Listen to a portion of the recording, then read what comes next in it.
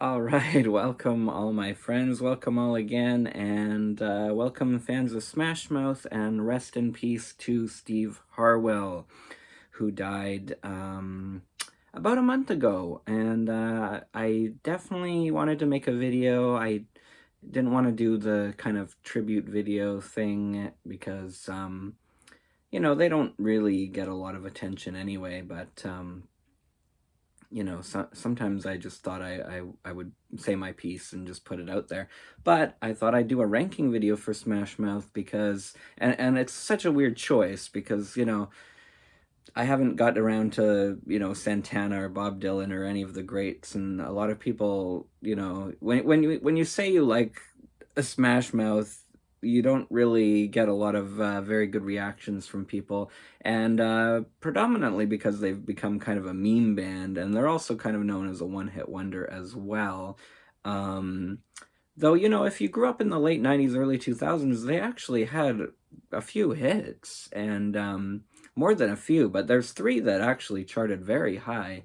And I always think it was a bit sad how, they became somewhat of a laughing stock. And I mean, it's because of the wars on Twitter. Someone called them a one-hit wonder, and Steve tweeted them and said, how dare you, we have Then the Morning Comes, and Walking on the Sun, and I'm a Believer, and those all charted well, for instance.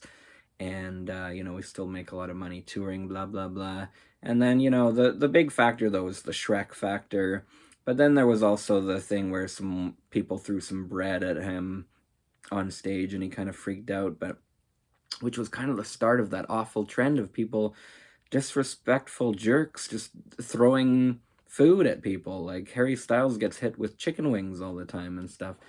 Um, and Nickelback got pelted with rocks in Barcelona years ago. Um, anyway, I thought, I I can appreciate kind of low art as much as high art sometimes, and I will say, like, the first few Smash Mouth records or so, there's some great songwriting. Greg Camp, apparently he's gone kind of weird in recent years or whatever, but I always thought he wrote really well for them, and they were quite versatile. They started as kind of a ska band, and Steve Harwell was put on. He was a rapper, and Greg Camp kind of doubted the guy. He's like, this isn't gonna work. And then when they started working together on those early demos and then the tracks afterwards that became their debut, they thought, oh, we have something good going here. And we'll get to that. So, number 9 is going to be The Gift of Rock, which is a horribly recorded and produced Christmas album. And, every kind of pop band ever since, the jazz era or the Beach Boys in the 60s, they all try their hand at a Christmas album. There's few bands and artists that don't have Christmas albums. I was always proud of Fleetwood Mac for not putting out one, and Pink Floyd and that. But even Bob Dylan has a Christmas album, and it's not quite that bad actually.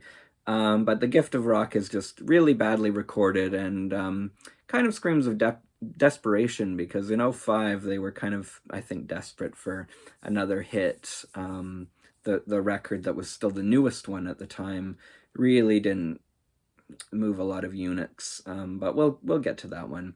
But I think even for the most hardcore fan, you can give The Gift of Rock a pass because it's really bad, and I'd almost like to get it to complete the collection, but there's so much other stuff out there, and there's so little time, and if I found it in a bargain bin, I'd buy it, but some of the prices online, I don't feel like they pressed a lot of units of that. I guess you can find it on YouTube. I don't think it's streaming, though. But anyway, number 8 is going to be Magic, and this also kind of screams of desperation. And you can tell the Greg Camp influence is gone. The songs aren't very well written. I think maybe the least offensive is the first song, Perfect Planet. It's okay. It's got an alright chorus and that, but the lyrics aren't really that interesting. If you compare it to something like, Who's There, or Diggin' Your Scene, or one of those songs off the second record, or we'll get there, but like Fallen Horses, it's like, this song actually means something, and these guys were really trying. Here it just sounds like they're a nameless pop band trying to get a hit, and they kind of were. Like the lineup, I don't really recognize 3 out of the 5 members in the group anymore. It's not that well produced. I hate to say it, because like Steve was a hardworking man in the music business, but it just really didn't pay off for the second half of Smash Mouth's career. This came out back in 2012, actually, and I mentioned Greg Camp, and you can really feel his absence by the time this record came out. Though he does appear on "Don't You Forget About Me," which is, of course, a cover of the Simple Minds, who are a very established band and a really good band and everything. Of course, that song was a huge hit, but it's usually known as being the Breakfast Club song, which is fair. It is that moment in the movie is kind of the best part of the movie, anyway. Yeah, but so Greg Camp does appear on "Don't You Forget About Me." What does he play guitar on that? Guest vocal. Jay Dash is on a couple of these songs, but he's not that good on them, and they're not that interesting. I mean, Magic was the big single, and the spark is kind of lost. I'm not gonna lie. It's still Steve and Paul DeLisle playing bass, but I mean, yeah, it just sounds like something Magic would put out, which is ironic because it's called Magic, but it sounds like something the Canadian reggae band Magic would put out. It's just faceless, kind of corporate sounding, just safe, not good if you can't tell. So that's number 8. Number 7 is going to be Get the Picture, and it looks like a, Steam, it looks like a video game from like the early indie era of gaming. So this one came out in 2003. So they had kind of been the all-star guys for like a few years, and you can kind of feel like they're kind of trying to separate themselves from that. They never, to be fair to Smash Mouth, they never wrote another song like All Star. They never wrote another song where he's kind of rapping and there's this big anthematic chorus. Because it's one of the most overplayed songs ever. And, its inclusion in like 20 movies in 2 years didn't help it. And then the Shrek factor killed, the song. Because, I'm not going to say it's like the most clever rap or anything or a high art song, but it's a good song if you separate it from its popularity and its meme interpretation, like how it's just become a meme, and They Have and Shrek and all that really ruined the band. But it's not my favorite Smash Mouth song. It's not even really close, but it was a good song. I remember when it came out, and maybe it's because I was in middle school. If it came out when I was like 21 at the time or something, maybe I wouldn't be that impressed. I think I was maybe even like in the last year of elementary school, and that's why it impressed me, and that's probably why it was like the first CD I remember buying with my own money. I had a couple various artist CDs and that. I think I've mentioned this on the channel before, but yeah. Anyway, by the time this came out, their star was kind of fading. The last album had I'm a Believer tacked onto the end of it, but it wasn't a huge seller, and the other singles didn't really go anywhere, despite one of them being really, really good. It was kind of like people were just like, oh yeah, they're the Shrek guys and the Shrek boys, and I'm a Believer, they do a lot of covers, yada yada. And this one, it sounds like they're kind of settling into being this kind of Disney soundtrack band. And ironically, Hang On, it's, I think it was the second single. It's the first song. That was on the Cat in the Hat soundtrack. So that doesn't really help their, that's another Mike Myers movie. It's another kind of sort of kiddie movie. Yeah, it had a pretty bad music video. I remember the song being pretty bad, but I put it on a couple weeks ago because, when Steve passed, I started listening to Smash Mouth a little bit more again, and I also knew I wanted to make a video. And actually, it's a pretty good song. It's just kind of, a little bit safe. Not like Magic. Like it's not like empty.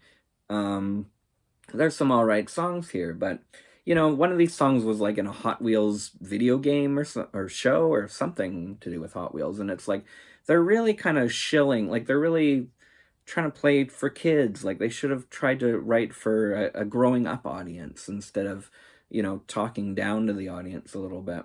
You have Ranking Roger on You Are My Number One. That's kind of a highlight because it's something different and it's a feature.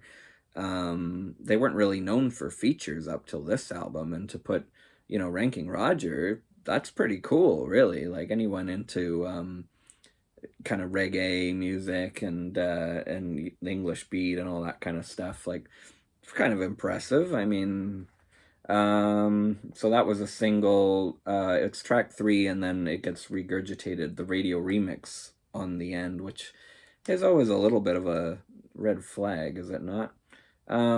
Yeah, I mean, it's nothing special, but there's some decent rock on there, right?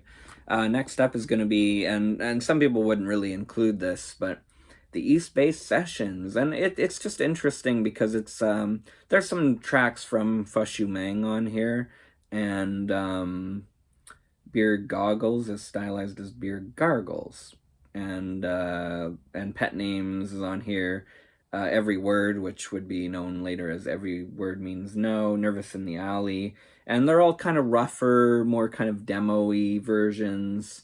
And it's just kind of a band at the start of their career. They're hungry. It sounds a little rougher, but it's cool. I love when bands put out these things that predate their debut album. And a lot of times it's like they just put it out to make money, and sometimes it's just the label. But fans like me are always curious. Like when 311 put out Omaha Sessions in 1999, like that was incredible. Like to have, because 311 had these great polished records that were perfectly mixed and produced, and it was cool to hear their kind of grassroots, pun intended, start. Like it was cool to hear Soul Sucker and Rollin', and like they hadn't matured yet, but the talent was there. You can hear it.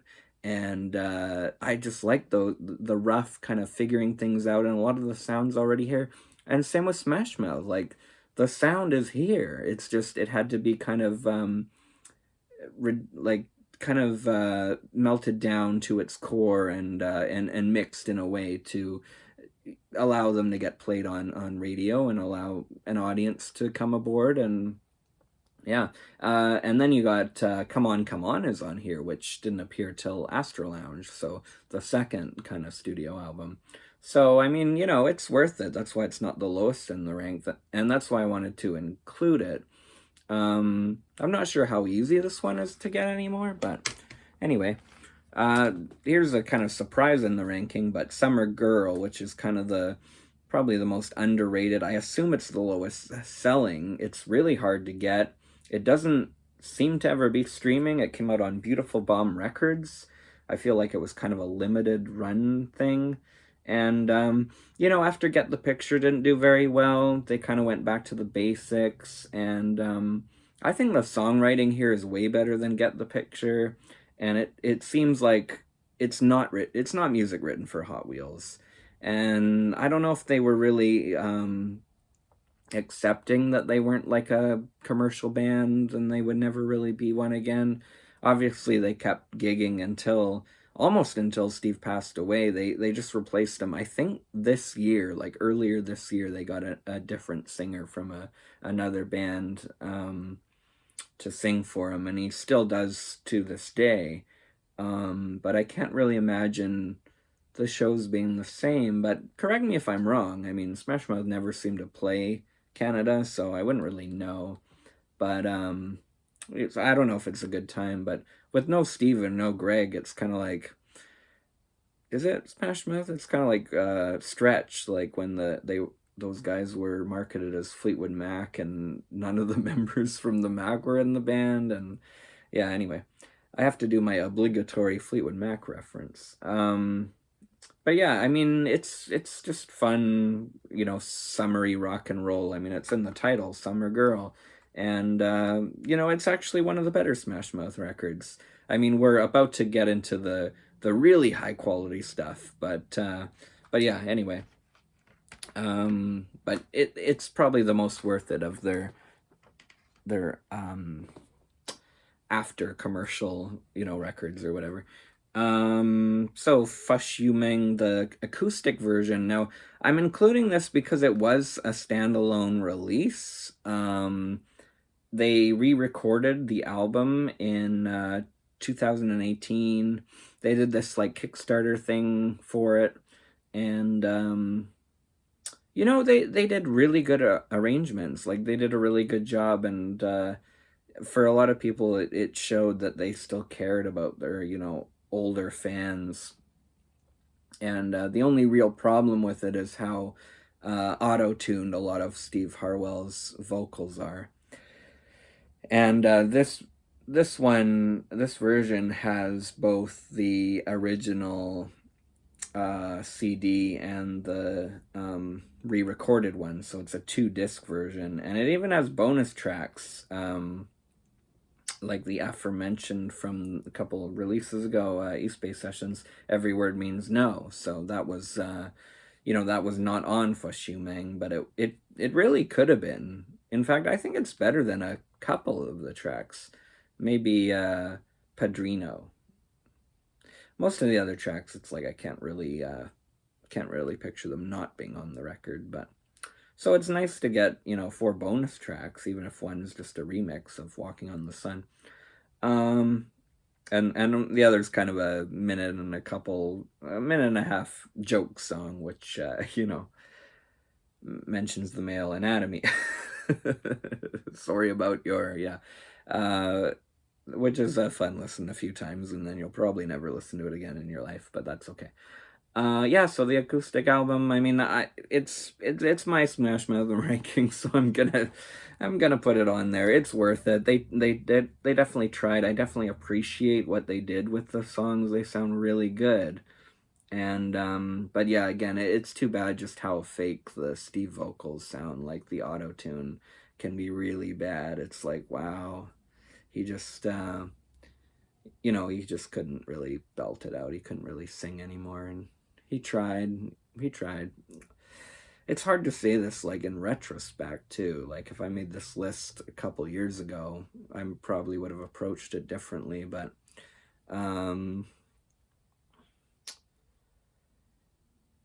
yeah. But anyway, be that as it may, even when it came out, I was pretty excited about it. I thought it was really cool they were doing that. So number 3 is going to be the eponymous record, and man, that cover is horrible. I don't think I even liked it when I picked this up, like on release day back in the day. Like I said, I'm a believer is tacked on the end to give it some promotional, like some commercial appeal. It didn't really work. The album went gold, though, I guess off the fact that Astro Lounge was huge. But it's really not often appreciated very much. And, it's an interesting record because, on the first track, Holiday in My Head, it just sounds like they're trying to write a hit song. But I think it's the bassist writes Pacific Coast Party, and that is a jam. Like, that is one of their best songs. And also songs like Hold You High and Your Man, like they kind of reach this kind of emotional depth on those songs that people don't associate with Smash Mouth, and I really appreciate that. And then Keep It Down is kind of a experimental song, like something Blur would put on like 13 or Think Tank. Like it starts out really slow and still quite atypical of Smash Mouth. Like it's not something they would usually do. And then the second half, the track just goes crazy. It's 5.5 minutes, and to hear this band experiment, I mean, because after this record, they never really would again. Even on Summer Girl, which I admitted I kind of like it's decent at least. I don't know. I mean, they tried on this one, but then the record label slapped on a dumb cover. and they slapped on "I'm a Believer" at the end, which it kind of cheapens the whole thing, I think. I don't know, but there's still some interesting songwriting here. Number two is going to be, and I do actually have an old copy of it, but I'm going to take this, and then if you flip it, you get the old original cover. And it's good because I have like this copy of Fush You Meng, the debut, that's like I got for like $1 somewhere, and it looks like someone, and there's a song called Beer Goggles on it, but it looks like someone spilt like a whole can of beer on it because it's like all, or maybe it was in a flood or something. But yeah, the original version of Fush You Mang, which is the first Smash Mouth record, and you can get it on vinyl. It's coming out, I think, next month. Yeah, this one is Walking on the Sun, which to me still holds up as a great 90s hit. It's a lot of fun. I like the lyrics. I love the chorus. It's got such a good hook to it. Flow is great. I mean, they drop an F-bomb in the first like minute or minute and a half of the song, and it's like, whoa, they weren't always that Disney band. They weren't always that Shrek band. They have the parental advisory. They're gonna drop a couple F-bombs on you, and there's gonna be lyrics about sex and drinking and drugs, and because they were young guys. Like, they were young guys. They were recording kind of ska influenced music and mixing it with punk and all this other stuff. And the ska cover of "Why Can't We Be Friends," the War song by War, I love the cover. It's great, and it became a minor hit. It had a music video and everything. Yeah, I really like that one a lot. It's probably one of my favorite Smash Mouth songs. And then there's big dumb songs like "Let's Rock," which is fun. The Fonz is really fun. "You're the Fonz," the backing vocals. Yeah, you can tell by my joy. Like, it's a fun record. Beer Goggles starts with kind of a Beach Boys-esque like "Woo," and yeah, it's all about how I guess people in the club look really good when you're drunk or something like that. It's not deep subject matter, but like I said, low art. It's a fun record. It's fun to put on. It never really gets old. Number one is going to be Astro Lounge, which has All Star on it. The one that cursed them forever, but also made them a lot of money and made them a household name for a while. And people still know and remember Smash Mouth because of that. You know, but it's just too bad it was so cheapened by putting. I mean, it was on the Mystery Man soundtrack initially, and then it was on like every soundtrack after that, like all these Disney live action movies no one cares about, and Rat Race, and it was everywhere. And then they were the Shrek Boys. But I think that other than that, and well, Roadman is probably my least favorite. I don't really have the time of day for that song. Never really did much for me. Kind of silly. But yeah, All Star. If it wasn't on the record, this would still be my number one because the other songs are so good. Who's There is great. Digging Your Scene is really well written. I Just Want to See. My mom, I remember I didn't have a CD player yet when I bought my first CD, and my mom always liked that one, and she said, "Is this one of their hits?" And I said, "No, it's not even a single." And she said, "Well, why not? Like, it's the best song on here." And I always remember that. She really liked the chorus. All the little kids getting down to the... Actually, it's really good. Waste was a single, surprisingly. Bad pick for a single. Good song, though. But it's just that the first half is slow and takes a while to get going, and radio listeners aren't into that. But good song. Satellite is also a really good song. Fallen Horses is probably... I don't know if it's my favorite Smash Mouth track or not. It would be up there in the top 5 or 6, but it's probably the most well written. Like, it's really thoughtful, and there's kind of a sadness to it, like a mournfulness, and they're not known as that kind of band. It's a very interesting song. Defeat You would be a highlight. Can't Get Enough of You Baby became kind of a minor hit. That was on a soundtrack. That's a cover of Question Mark and the Mysterians or Mysterians. I never know how to say their name because the question mark throws me off. Why? A question mark and the, like, what? How are you even supposed to pronounce that? It's like when Prince turned his name into a symbol for a while. It's like, I'm a real big fan of Then The Morning Comes was a huge hit too. People kind of forget that. It kind of got eclipsed. But I remember a couple years after All Star, a lot of radio stations stopped playing All Star. Maybe the DJs were sick of it. It was before all the radio stations were really told what to play. And they always gravitated towards that song for like a year or two. Then The Morning Comes. I remember hearing it a lot more than All Star for a couple years. Um, yeah, but fun album. I mean, part of it might be the nostalgia for this band and this era of this band because it was my first CD. And I'm always a little sad because, like, you ask people what their first CD is, other music lovers, and it's like, it was Sergeant Pepper's, or it was like Blonde on Blonde, and it's like, whoa, like, great pick. And they're like, what about you, Andrew? And I'm like, Smash Mouth. I want to say my first record was like Steely Dan or The Band or The Clash or something like that. No, it was Smash Mouth. Oops. But I'm not gonna lie. Like, oh yeah, it was something really cool and high art. Like, yeah, my first record was Metal by Pink Floyd. Um, yeah, it's a fun album. Greg Camp wrote some great stuff for them, and Steve Harwell, like I said, he's not the great singer or anything like that, but it works in this context. And yeah, I mean, it's all fun stuff. So it's fun. Rest in peace, Steve Harwell, one of the hardest working men in music for sure. Even when the quality was starting to fall by the wayside at the very end, but it's really sad, kind of a sad story. And but yeah, Smash Mouth, good stuff. Put it on, get nostalgic, and a lot of these records sound really good in the summer, especially Fush You Mang. I really like putting that one on in the summertime. You have a beer, and it sounds really good. So Smash Mouth, yeah, rest in peace, Steve. Thanks so much for watching, everybody. Feel free to talk Smash Mouth in the comments, and please tell me there's other songs other than All Star that you like.